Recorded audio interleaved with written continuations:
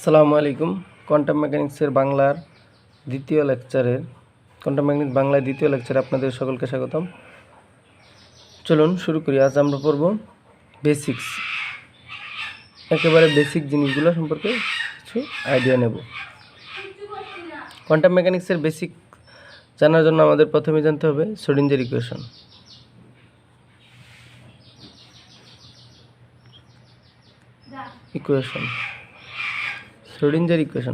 Schrodinger equation জানার পূর্বে আমাদেরকে জানতে হবে স্টেটটা কি, অর্থাৎ শ্রোডিঞ্জারের স্টেট বা ওয়েভ ফাংশন। অর্থাৎ কোয়ান্টাম মেকানিক্সে যেহেতু আমরা অতি ক্ষুদ্র বিষয় নিয়ে আলোচনা করব, অতি ক্ষুদ্র ম্যাটার, যেমন ইলেকট্রন, অতি ক্ষুদ্র কণিকা, ইলেকট্রন,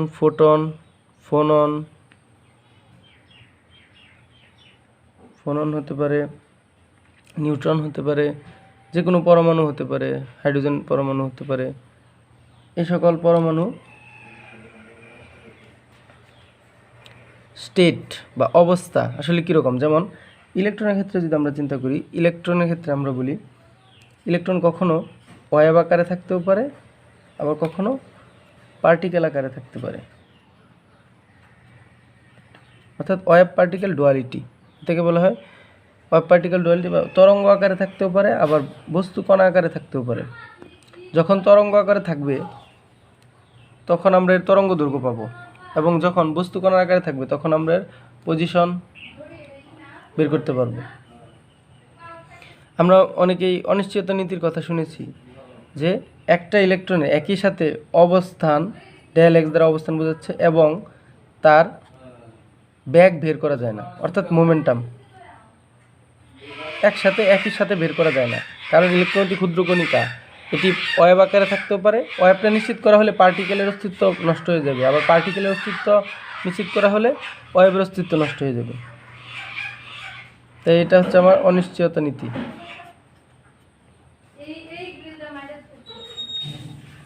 এবং একই রকম সময় আর শক্তিও একই সাথে নির্ণয় করা যাবে না। এবার আমরা আসি শ্রোডিঞ্জার ইকুয়েশনে। যেহেতু ইলেকট্রন অতি ক্ষুদ্র কণিকা, আমরা জানি যে কোনো ওয়েভের ইকুয়েশন বা সরল ছন্দিত স্পন্দীয়মান বস্তুর ইকুয়েশন কি, সেকেন্ড ডেরিভেটিভ বা এটা হচ্ছে আমার দ্বিঘাত অন্তরক সমীকরণ। অর্থাৎ এরকম, যেমন আমরা বলতে পারি D square X by DT square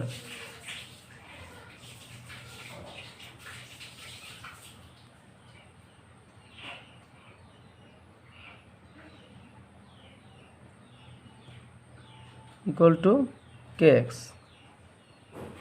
অর্থাৎ দেখা যাচ্ছে এটা হচ্ছে আমার একটি স্প্রিংয়ের সমীকরণ, যেখানে স্প্রিং দুপক্ষে, এবং যদি মাস লাগিয়ে দিই, মাস হচ্ছে এম, তাহলে এই সমীকরণ, এটি মূলত F equal to M A ওই সমীকরণই। এবং স্পিনের ক্ষেত্রে হুকের সূত্র অনুযায়ী বলের মান হচ্ছে কে এক্স। প্রসারণ যত বাড়বে তত আমার ফোর্সের মানও বাড়বে। এইরকম শ্রোডিঞ্জারের ইকুয়েশন যখন আমরা পড়ব, শ্রোডিঞ্জারের ইকুয়েশনের ক্ষেত্রেও আমরা একটা তরঙ্গের সমীকরণ পাই, যেখানে আমাদের তিনটি কোঅর্ডিনেট থাকে, D square by D X square, D square by D Y square, D square by D Z square, এবং একই ফাংশনের উপর তিনটা কাজ করে। সাই ইকুয়াল টু আমাদের একটা ভ্যালু হবে, কোনো একটা নাম্বার, অর্থাৎ কে সাই, কনস্ট্যান্ট কে সাই, অথবা এরকম কিছু হবে। তাহলে এই ক্ষেত্রে আমরা একটা নতুন জিনিস দেখতে পাচ্ছি, সাই। এখন আমরা মূল কথায় আসি, শ্রোডিঞ্জারের মূল ইকুয়েশনে চলে আসি। শ্রোডিঞ্জারের মূল ইকুয়েশনে ছিল এরকম একটা সাই দেখতে পাই আমরা। সাইটা মূলত কি, শ্রোডিঞ্জার তার ইকুয়েশন সলভ করার জন্য অর্ডিনারিভাবে সরাসরি সাইয়ের ভ্যালু বের করা যাচ্ছিল না, রিয়াল ভ্যালুতে বের করা যাচ্ছিল না। রিয়েল নাম্বারে নাই।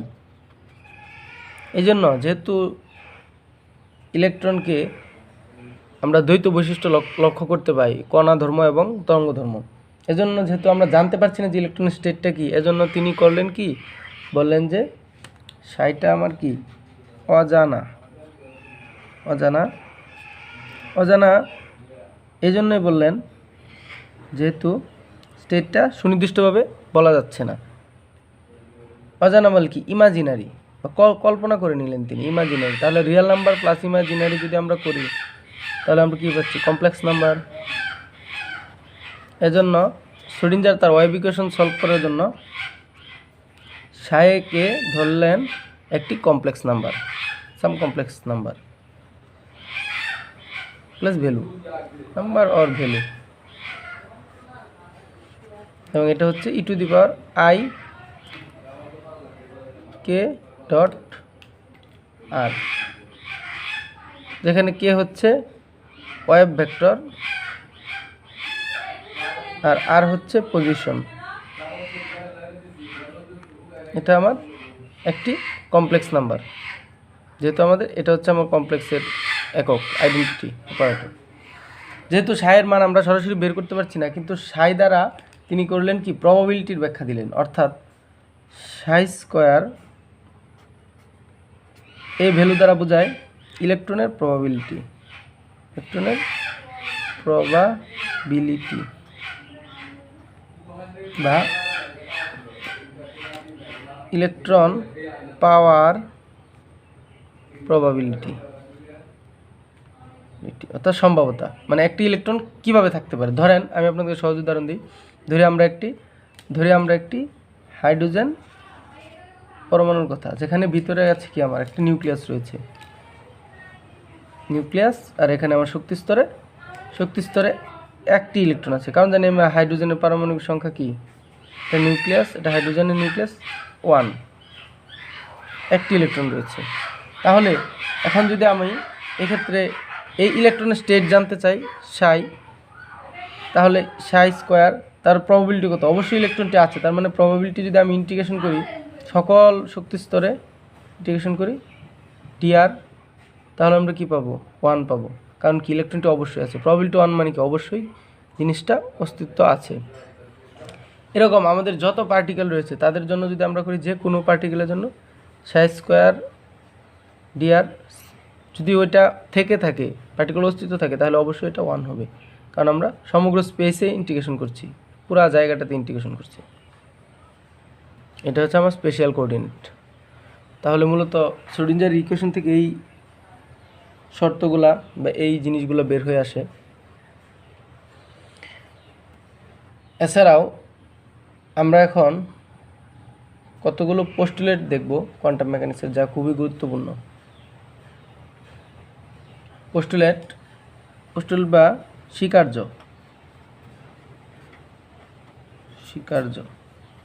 এক নাম্বার স্বীকার্য হচ্ছে কি, কোয়ান্টাম মেকানিক্সে আমরা যে কোনো পার্টিকেল অথবা যে কোনো সিস্টেমের একটি স্টেট থাকবে, সিস্টেমে কি থাকবে, একটা স্টেট বা অবস্থা, সিস্টেমের অবস্থা। এটা হতে পারে এনার্জি, পজিশন, শক্তি, সময়, অবস্থান, অথবা ভরবেগ, মোমেন্টাম, এরকম যে কোনো ভেলোসিটি, বেগ, এরকম বিভিন্ন কিছু থাকবে, স্টেট থাকবে। প্রত্যেকটা স্টেটকে আমরা প্রকাশ করি একটা কি, কলাম ভেক্টরের মাধ্যমে, একটা কি, কলাম ভেক্টর। এটাকে কোয়ান্টাম মেকানিক্সের পল ডিরাক, যিনি ডিরাক নোটেশন দিয়েছেন, ডিরাক নোটেশন, এই কলাম ভেক্টরটাকে আমরা বলি কি, এখানে একটি কলাম, অর্থাৎ n সংখ্যক রো থাকলে n × 1, এটা হচ্ছে আমার কলাম ভেক্টর। এই কলাম ভেক্টরকে তিনি কেট দ্বারা প্রকাশ করলেন। এই চিহ্নটা হচ্ছে আমার কেট, এই চিহ্নটা হচ্ছে আমার ক্যাট দ্বারা আমরা স্টেট বুঝবো। এখন এটা হতে পারে ওয়েভ ফাংশন ক্যাট, ওয়েভ ফাংশনের স্টেট, পজিশন ক্যাট হতে পারে এক্স, এরকম মানে পজিশনের অবস্থান, ওয়েভ ফাংশনের অবস্থান। ওয়েভ ফাংশন নির্ণয় করতে আমরা এটা ব্যবহার করতে পারি। এবং ক্যাটটা কি একটি কলাম ম্যাট্রিক্স। আমাদের প্রথম পোস্টুলেট শেষ, এবার আসি আমরা দ্বিতীয় পোস্টুলেটে। দ্বিতীয় পোস্টুলেটটা আমাদের হচ্ছে, আমরা যে একটি কেট পেলাম, ধরলাম ওয়েভ ফাংশনের কেট, তাহলে এই কেটের সাথে একটি অ্যাসোসিয়েটেড ব্রা থাকবে। অর্থাৎ এরকম যদি থাকে তাহলে এটা আমার হচ্ছে কি ব্রা। এই ব্রাটা হচ্ছে একটি রো ভেক্টর, রো ম্যাট্রিক্স অথবা ভেক্টর। এটা হচ্ছে আমাদের 1 × n এলিমেন্টের রো, একটি রো n সংখ্যক এলিমেন্ট, n সংখ্যক কলাম আর কি। তাহলে আমরা দেখতে পাচ্ছি ব্রা। তাহলে এই কেটের আরেকটি জিনিস আমরা দেখি, কেটের এক্সপ্লিসিট ফর্ম হচ্ছে আমার সাই। এটা হতে পারে পজিশনের সাথে সময়ের উপর ডিপেন্ডেন্ট ওয়েভ ফাংশনটি। এবং আমরা যদি ব্রায়ের এক্সপ্লিসিট ফর্ম বের করতে চাই তাহলে আমরা পাবো এক্সপ্লিসিট বা ব্যক্ত ফর্ম কনজুগেট, যে ওয়েভ ফাংশনটা আছে তার কনজুগেট কমপ্লেক্স নাম্বারের আর টি, এরকম কনজুগেটটা হচ্ছে ব্রা। তাহলে আমাদের প্রথম পোস্টুলেটটি, দ্বিতীয় পোস্টুলেটটিও শেষ হলো। এবার আমরা 3 নম্বর পোস্টুলেটটি দেখি। 3 নম্বর পোস্টুলেটটি হচ্ছে, আমরা দেখেছিলাম যে সাই স্কোয়ার ডিআরস যদি আমরা পজিশন কোঅর্ডিনেট হয় তাহলে আমরা পাই কি 1। এক্ষেত্রে সাই স্কোয়ার মানে হচ্ছে, যেহেতু সাই একটি কমপ্লেক্স নাম্বার, সাই এবং এর কনজুগেট। তাহলে আমরা এক্সপ্লিসিট ফর্ম যদি এটাকে প্রকাশ করি তাহলে দেখতে পাবো সাই স্টার বা সাই কনজুগেট ডিআর স্পেসের রেসপেক্টে আমরা ইন্টিগ্রেশন করলে 1 পাচ্ছি। এটা হচ্ছে আমার এক্সপ্লিসিট ফর্ম। এবার আমরা দেখব 4 নম্বর পোস্টুলেট। 4 নম্বর পোস্টুলেট হচ্ছে, আমরা যে স্টেটগুলো দেখলাম, যেমন সাই একটি স্টেট বা ক্যাট ভেক্টর, পজিশন হতে পারে, এনার্জি হতে পারে, মোমেন্টাম হতে পারে, মোমেন্টাম অর্থাৎ পি, এই সকল কিছু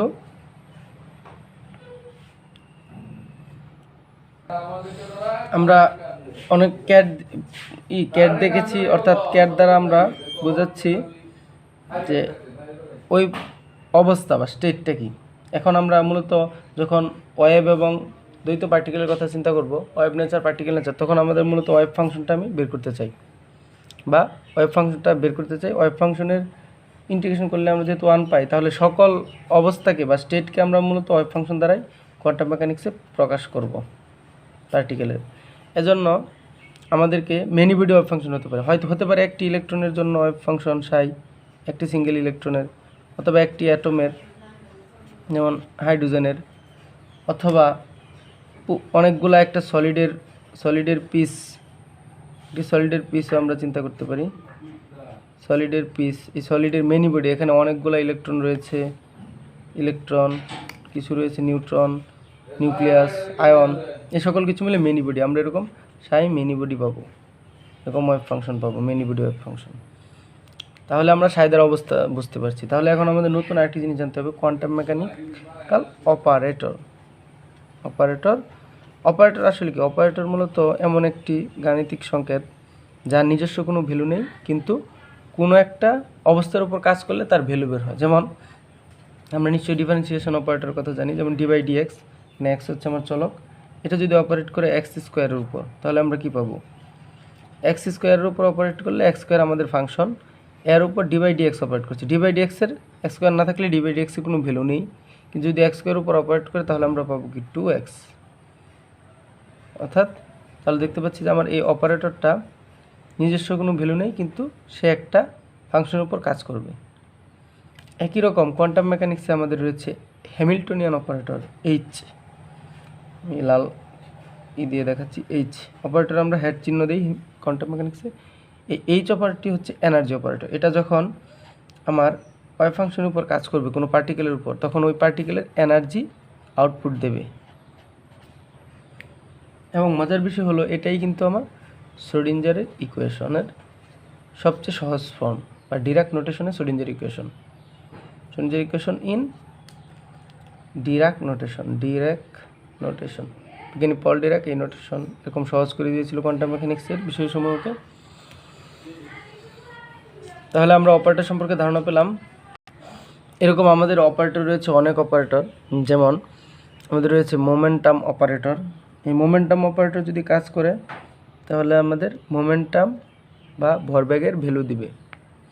এরকম পজিশন অপারেটর রয়েছে, মানে আমাদের ফিজিক্যাল যত কোয়ান্টিটি রয়েছে সেগুলো কোয়ান্টাম মেকানিক্সে অপারেটর হিসেবে কাজ করতে পারবে, এবং ওর ফিজিক্যাল ভ্যালুটা হবে আমার ওই অপারেটরের কোনো স্টেটের উপর কাজ করলে যে ভ্যালুটি নির্দেশ করবে। এই ভ্যালুকে আমরা মূলত বলি আইগেন ভ্যালু।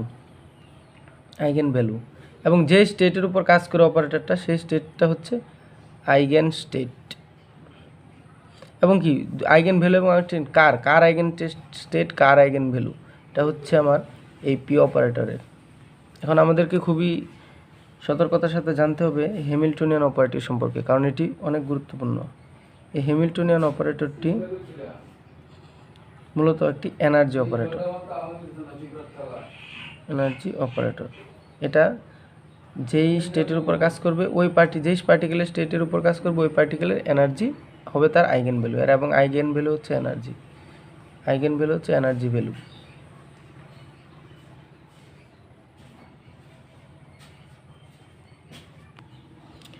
আমরা তো অপারেটরের আইগেন ভ্যালু দেখলাম, এবার আমাদের আরেকটি জিনিস জানতে হবে, আইগেন ভ্যালু অন্যভাবেও থাকতে পারে, এবং যাকে বলি এক্সপেকটেশন ভ্যালু। এক্সপেকটেশন ভ্যালু, যেমন আমরা যে হ্যামিল্টনিয়ান অপারেটর এক্সপেকটেশন ভ্যালু বের করতে চাই, এক্সপেকটেশন ভ্যালু বলতে আইগেন ভ্যালুই বোঝায় মূলত। এরকমভাবে তখন দিতে হয়, এরকমভাবে এক্সপেকটেশন ভ্যালু। এক্সপেকটেশন ভ্যালু হচ্ছে এনার্জি ই এর মান, কিন্তু এটা আমরা এভাবে বের করি, যে স্টেটের উপর আমার কাজটা করবে ওই স্টেটের ব্রা, তারপর আমার অপারেটর, তারপর আমার ক্যাট। তাহলে এটা হচ্ছে আমাদের এক্সপেকটেশন ভ্যালু, এনার্জি ভ্যালু। এবং একে আমরা প্রকাশ করি এক্সপ্লিসিট ফর্মে ইন্টিগ্রেশন সাই, যদি আমার পজিশনের উপর ফাংশন হয়, এইচ ব্রার জন্য আমরা সাই স্টার দেব। এটা হচ্ছে কেটের জন্য, এটা ব্রার জন্য, এটা আগে পরে লেখা হয়ে গেছে ডিআর। মূলত ব্রা কেট ডিআর। তাহলে এটা হচ্ছে আমার এক্সপেকটেশন ভ্যালু, এই অপারেটর এক্সপেকটেশন ভ্যালু। এখন আমরা একটি মজার জিনিস দেখি, এটি দেখে আমরা মূলত আজকের লেকচারটি শেষ করে দেব। যেমন আমরা যদি ধরি আইডেন্টিটি অপারেটর বা 1, যার আইগেন ভ্যালু হবে 1, অর্থাৎ এটা যদি আমার আইডেন্টিটি অপারেটর হয়, এই সাইয়ের উপর কাজ করে, তাহলে আমরা কী পাবো 1 ইন্টু সাই ক্যাট, অর্থাৎ সাই ক্যাট নিজেই। এক্ষেত্রে আমরা একটি জিনিস এখন লক্ষ্য করি, এখন যদি আমরা উভয় পাশে ব্রা নেই, এর উভয় পাশে ব্রা নেই, তাহলে আমরা কি দেখতে পাচ্ছি, যে সময় আমরা নিই তাহলে আমরা এরকম দেখতে পাবো। এবং এটা এক্সপ্লিসিট ফর্মে লিখলে এটা, এবং এটার ভ্যালু আমরা আগে দেখেছি। এটা হচ্ছে আমার ওয়েভ ফাংশনের নর্মালাইজ কন্ডিশন। এটা আমার আগে বলতে ভুল হয়ে গেছিলো, বলতে মনে ছিল না। এটা হচ্ছে আমার ইলেকট্রন পাওয়ার প্রবাবিলিটিস পুরো স্পেসে ডিআর ইন্টিগ্রেশন করছি। তাহলে এটার ভ্যালু অবশ্যই আমরা আগে দেখেছি, এই যে এইখানে দেখেছিলাম আমরা, এইখানে এটার ভ্যালু কত, এটার ভ্যালু 1, এটার ভ্যালু হচ্ছে 1। তাহলে আমরা দেখতে পাচ্ছি কি আমার ওয়েভ ফাংশনের নর্মালাইজ কন্ডিশন ভ্যালু হচ্ছে 1। এটা হচ্ছে আমার ওয়েভ ফাংশনের নর্মালাইজ বা অর্থ নর্মাল কন্ডিশন। নর্মাল কন্ডিশন এটাও কিন্তু একটা পোস্টুলেটের মধ্যে পড়ে। তো আজ আমরা কোয়ান্টাম মেকানিক্সের কিছু বেসিক জিনিস সম্পর্কে আইডিয়া নিলাম। সামনে আমরা দেখব কিছু সিস্টেমে কোয়ান্টাম মেকানিক্স অ্যাপ্লাই করে তাদের এনার্জি কীরকম হয়, তাদের নেচার কীরকম হয়, এবং ম্যাগনেটিজম সম্পর্কে আমরা কিছু ধারণা নিব সামনের লেকচারগুলোতে। তাহলে আজকের মতো এখানেই শেষ। সবাইকে ধন্যবাদ।